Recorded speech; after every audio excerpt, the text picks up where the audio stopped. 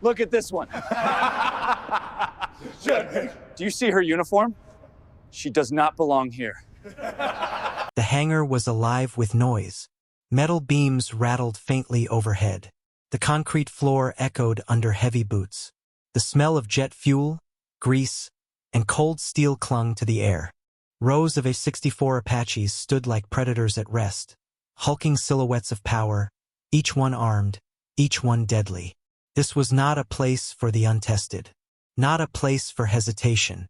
It was a domain of hardened warriors, men who had carved their names into the sky, through fire, through smoke, through war. And that was why her entrance was so jarring. The massive steel doors, at the far end, groaned open. The conversations quieted, just for a second. And then, through the gap, she walked in. A small figure, a woman not much more than 5.5 feet tall. Her frame seemed delicate compared to the giants around her. Her uniform was neat but unadorned. No combat patches flaunted across her sleeves. No wings gleamed on her chest. Just a plain, quiet presence moving toward them. Boots clicked softly against the floor. Every step seemed to echo far louder than it should. It was not confidence exactly, but it was not fear either. She walked as if she had decided long ago she would be here, no matter what storm waited. The pilots noticed. Their conversations stalled. Glances shifted. Whispers began. And then she spoke. Her voice was steady, not loud but clear. "I would like a chance," she said, "to fly the Apache." For a second, there was only silence. Her words hung in the air, too absurd for anyone to immediately process. And then laughter exploded. It started as a low chuckle from one corner. Then another joined in. Then another. Within seconds, the hangar erupted in mockery. Deep, rolling laughter from men who had spent years proving themselves in combat. It wasn't the laughter of amusement. It was the laughter of dismissal. "You?" one pilot barked, doubling over with a grin. "You're in the wrong hangar, sweetheart." Another leaned against the tail of the nearest Apache, smirking. "Maybe she thinks this is a tourist ride." A third waved his hand dramatically. "Careful, fellas. She might trip climbing into the cockpit." The room shook with their derision. It bounced off the steel walls, a cruel echo that filled every corner. She stood there in the middle of it all, unflinching, unmoving, her chin lifted just slightly higher, her gaze fixed forward. But that only fueled their mockery. One man shook his head in exaggerated disbelief. "What's next? You want to carry a Hellfire missile on your back too?" Another spat on the ground near her boots. "You'll last 2 seconds up there. That bird isn't made for dolls." And then came the cruelest remark. A voice from the back, sharp, cutting. "Colonel, do us a favor. Point her toward the kitchen, not the cockpit." The laughter roared louder at that. It wasn't just mockery now, it was humiliation. The kind that tried to strip someone down to nothing. The sound wrapped around her like chains. Each insult was meant to remind her, "You don't belong here." Each chuckle was a wall, pushing her out.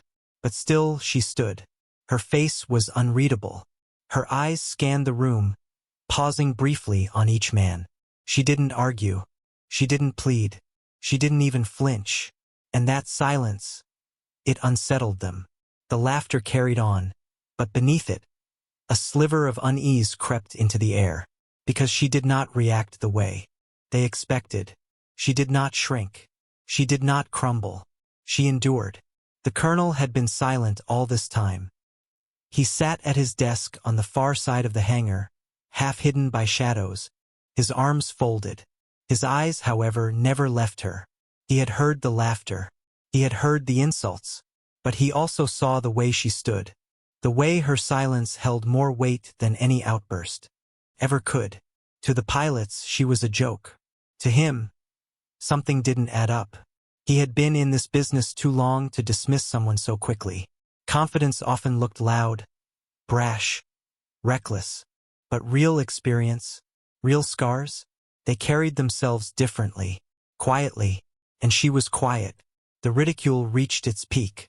The pilots were circling her now, words flying like stones. You'll never even start the engine. You'll faint from the recoil. Better go practice on a drone, little girl. Every sentence dripped with arrogance. Every voice layered another wall of contempt. Still, she didn't move. Her boots rooted to the floor. Her hands steady at her sides. Her shoulders squared. The storm raged around her, but she was the eye of it. One young pilot leaned close, sneering. You really think you can touch that bird? You'll kill yourself before you even lift off. Her eyes finally moved. She looked at him, not with anger, not with fear, but with something else, something that unsettled him. It was the look of someone who had already survived worse, the look of someone who had already stared down death, and wasn't afraid of laughter. The young pilot stepped back, his grin faltering for just a moment. But the others didn't notice. They were too busy laughing, too busy mocking. The colonel finally moved. His chair creaked as he leaned forward. He pulled open a drawer. Inside was a thick folder, edges frayed, papers marked. He placed it on his desk, ran his fingers over the cover. His expression hardened. For now, the room was still filled with ridicule. The storm of arrogance swelled louder, drowning out everything else. But it would not last, because inside that folder was her truth, her record, her past, the story no one in that hangar knew. And once it was read, the laughter would die, the arrogance would collapse, and silence, heavy, undeniable silence, would take its place. But in this moment, in this first chapter, the scene was set. A fragile figure in the middle of giants, mockery echoing across steel walls. Derision cutting sharper than any. The steel walls. It rolled beneath the silent shadows of the Apaches. It clung to the air like smoke that refused to clear. But at the far end of the room, behind a scarred oak desk, the colonel did not laugh. He hadn't joined in once. His face was still. His hands rested on the thick folder before him. A folder he had pulled out the moment she made her request.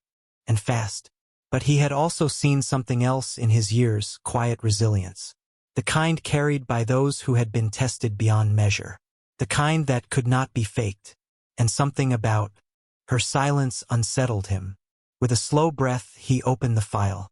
The sound of paper rustling seemed louder than the laughter around him. He turned the first page. And immediately his eyes narrowed. The record was thicker than he expected. Dozens of pages.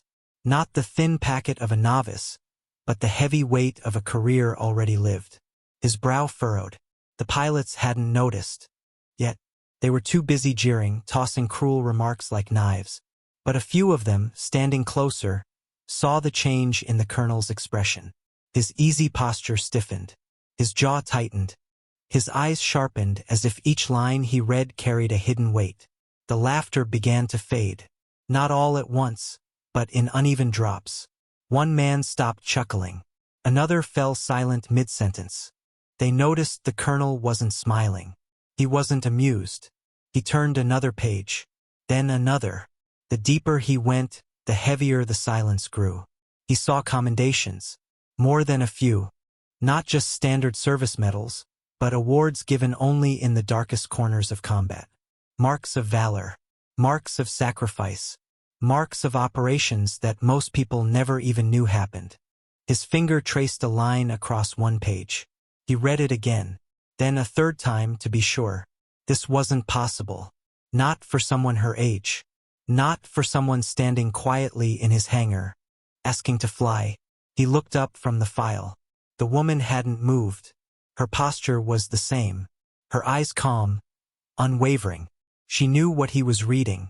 She knew exactly what was on those pages. The laughter had almost died now. Confusion rippled through the pilots. They exchanged glances. Their confidence faltered. The sound of their own arrogance seemed out of place against the silence pressing in. One finally spoke. "Colonel? What is it?" The colonel didn't answer.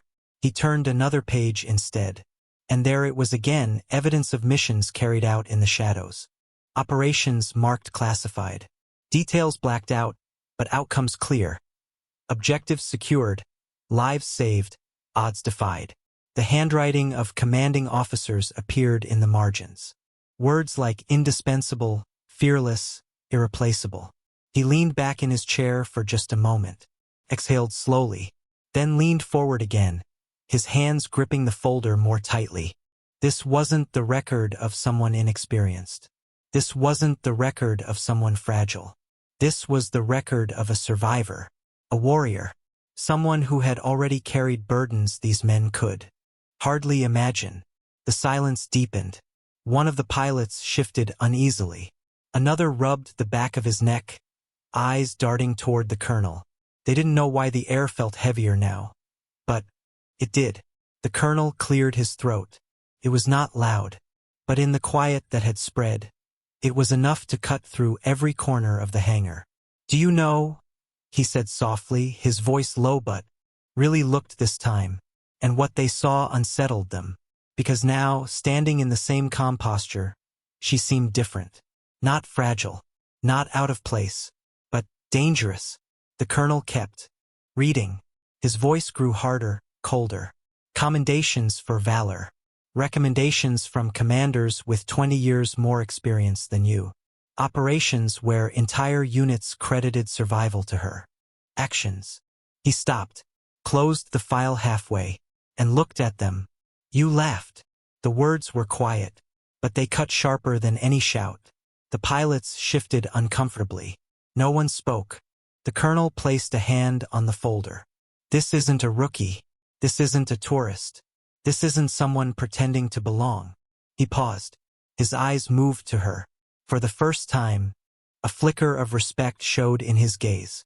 "This," he said, "is a soldier who's already proven herself, more than any of you standing here today." The silence was absolute now. The sound of the hangar had changed completely. No laughter, no arrogance, just the weight of realization pressing down. The woman had not spoken since her first request. She didn't need to. Her record spoke for. "Doesn't belong here. You think this is a joke?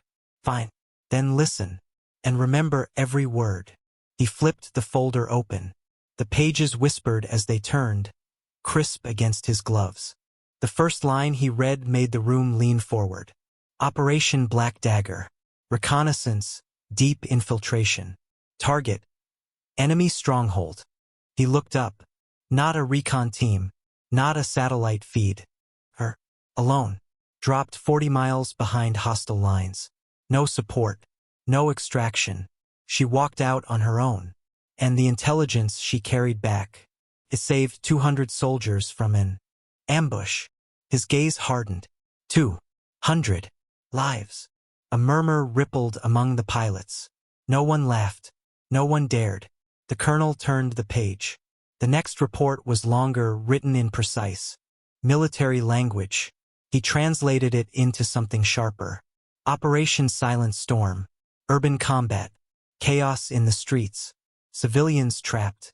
Enemy fire everywhere. Her commanding officer down. Bleeding out. He paused. She assumed command. Without waiting. Without hesitation. She organized the evacuation herself. 30 civilians pulled from the crossfire. She held the line with nothing but grit and a half-empty magazine. One of the younger pilots exhaled slowly. The sound echoed in the stillness.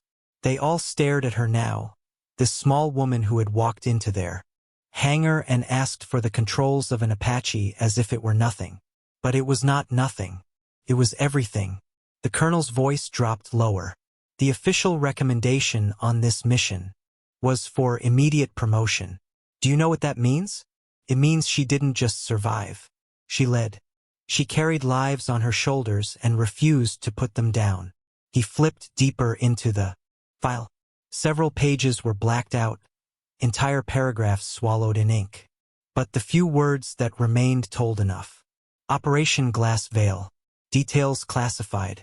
But the summary? Neutralized chemical threat. 50,000 civilian lives spared. He raised his head, meeting each pair of eyes. You heard me correctly. 50,000 people. Sleeping safely tonight. Because of her. A heavy quiet fell. The men shifted uncomfortably, as though their very boots weighed more than before. No one could meet her eyes. The colonel turned again. This page made him pause longer. His jaw tightened. His throat moved as he swallowed hard. Wounded in action. Multiple fractures. Shrapnel injuries. Still refused evacuation. Remained in combat until mission. Objectives were secured. His voice softened, almost breaking. She bled, so others could live. She stood when most would have fallen. She fought when most would have begged for morphine. He extended his hand. It was not casual. It was not symbolic. It was recognition. "Soldier," he said firmly, his voice resonant. "You don't need my permission to stand here. You've already earned. But you have it anyway." The words struck the hangar like a thunderclap. The pilots froze. Their pride shattered. Something deeper replaced it, reverence. One by one, they straightened. Boots clicked against the floor. Arms rose in unison. Salutes, crisp and deliberate. Not for show. Not for orders. But for her. The woman returned the salute calmly. No smile. No triumph. Just steady, unwavering acknowledgement. Because for her, this was not victory. This was not about winning respect. It was about truth. Truth that had been written in blood, in scars, in classified ink. Truth that no laughter could erase. The colonel's voice echoed once more, low and solemn. Remember this moment. Remember what you almost dismissed. Strength doesn't always roar. Sometimes, it walks in quietly and waits to be recognized. And in that hangar, surrounded by men who once mocked her, the truth finally stood tall, unshakable, unquestioned, undeniable. The hangar doors groaned open, letting in a harsh line of desert sunlight. Dust swirled through the air as the massive silhouette of the Apache stood waiting, blades resting like the folded wings of a giant predator. All eyes turned toward her, this slight, unassuming figure, walking with measured steps toward the machine that defined dominance in the sky. For a moment there was silence. A silence so heavy, it seemed to press against the concrete walls. The same men who had laughed, who had dismissed her, now whispered among themselves, unsure whether this spectacle would end in triumph or disaster. The colonel's voice cut through the air. "Strap her in." Two crew chiefs, still wearing traces of doubt in their expressions, guided her to the cockpit. She didn't resist. Lights flickered green across the panel. One by one, systems checked out flawlessly. It was muscle memory, her hands moving with precision no rookie could mimic. Then, with a gentle pull, the beast lifted. The crowd fell into stunned silence. The Apache rose cleanly, smoothly, without the waver of inexperience. No overcorrección. No hesitación. She hovered just feet above the tarmac, perfectly balanced. The sound of the blades thundered above, drowning out the gasps of disbelief. "Impossible," one of the younger pilots muttered. "Not impossible," the colonel whispered. Even the colonel's jaw tightened. This was where most faltered. This was where doubt turned into disaster. But she didn't flinch. Her hands worked the controls with practiced calm, countering the gust with exact, measured pressure. The Apache wavered for half a heartbeat, then steadied, locking back into balance as though defying the wind itself. The colonel's lips pressed into a thin line. He had seen seasoned pilots lose birds to less. What she had just done, without panic, without wasted motion, spoke louder than any metal on a chest. She wasn't just flying. She was commanding. The helicopter soared higher, banking out over the training field. She put it through its paces, sharp banks, rapid ascents, combat dives. Each maneuver was crisp, efficient. The Apache moved like it was born for her hands, like it had been waiting for her all along. On the ground, men who once sneered now stood with mouths open, eyes wide, helmets clutched against their chests. A few forgot to breathe. Every motion in the sky was a slap against their arrogance. Every turn a reminder of how little they knew about the stranger in their midst. The colonel kept watching, His gaze locked on her. He thought back to the pages of her record, the lines that hinted at classified missions, unspoken scars, silent heroism. It wasn't just paperwork. It was alive. It was unfolding in front of him, in the roar of blades and the defiance of gravity. Minutes passed, though they felt like seconds. She pushed the Apache harder, executing a maneuver that made several men step back in disbelief, a combat roll that tilted the horizon itself. The helicopter dropped low, skimming the field, then shot upward in a climb so fierce it seemed to tear at the sky. And then, with a steady hand, she brought it home. The Apache descended, blades chopping slower, the roar softening as it approached the tarmac. Her landing was flawless, smooth, precise, like a bird settling on its perch. Not even a jolt of imbalance. The turbines whined down, the blades slowed, and at last, silence returned to the hangar. The canopy lifted.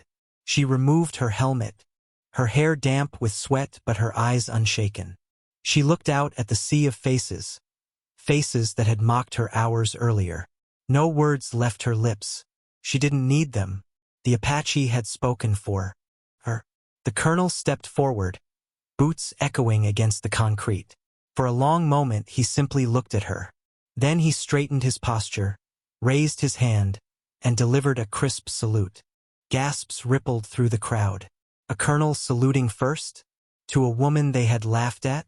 But none dared to question it, because in that salute was the truth they could no longer deny. Respect had been earned. Not demanded, not begged for, but seized in the air above them. And for the first time since she walked into that hangar, there was no laughter, only silence, heavy, filled with the scent of dust, fuel, and something heavier silence. It was not the silence of emptiness, but of men forced to confront the collapse of their own certainty. The same men who had laughed, who had mocked, who had reduced her to a punchline, now found themselves staring without words. She descended from the cockpit with deliberate steps, the helmet tucked under her arm, close enough to see the sheen of sweat on her brow, the calm rise and fall of her breath. He searched her face for fear or pride, or maybe even arrogance. He found none. Only composure, only quiet strength. And then he raised his hand in salute. Gasps erupted like cracks in ice. For the colonel to salute first was unthinkable. It inverted the hierarchy, turning custom upside down. Yet no one dared to laugh, because in that moment the gesture carried weight. It carried truth. She returned the salute, her movement clean and controlled, and for a heartbeat, time seemed suspended. The colonel's voice came low, but it carried across the hangar. You've seen what I've seen. Skill, composure, courage, qualities you cannot fake, qualities you cannot dismiss. He turned sharply toward the others. The soldiers shifted, unease pressing down on them. Their earlier bravado was gone, replaced by the kind of silence that burns the throat. Gentlemen, the colonel continued, his voice cutting like steel. You mocked her request. You doubted her resolve. But your laughter has met its answer. Records tell us who someone was. Today has told you who she is. He reached into his jacket and pulled a folder, the one heavy with classified lines, commendations, scars translated into words. He flipped it open, his fingers sliding across the pages. His eyes scanned, then he read aloud, his tone steady. Operation Falcon's Gate. Night insertion, enemy territory. Wounded twice, yet extracted her team under fire. Award recommendation. Silver Star. Classified. The men shifted. The colonel's voice did not stop. Operation Silent Veil. Target, hostile weapons convoy. Mission compromised. She held position in hostile fire for 18 minutes until reinforcements arrived. Survivors owed their lives to her refusal to retreat. Award recommendation.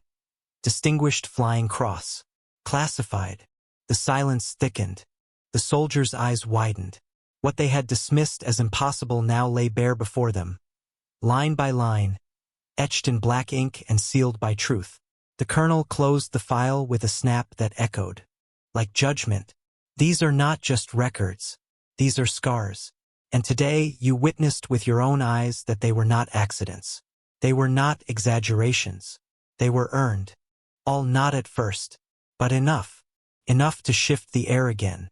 The sound of boots clicking together filled the space, and what had begun as mockery transformed into recognition. No words were spoken, but their silence was different now. No longer dismissive, no longer cruel. This silence was heavy with respect. She had walked into the hangar as a stranger. She stood now as a warrior.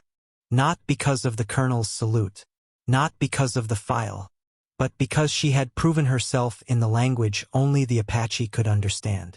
She placed her helmet back under her arm, her hand brushing once more across the cold metal of the helicopter's frame. It was a gesture both tender and resolute, as if she was thanking the machine for bearing witness to her truth. The colonel gave a final nod.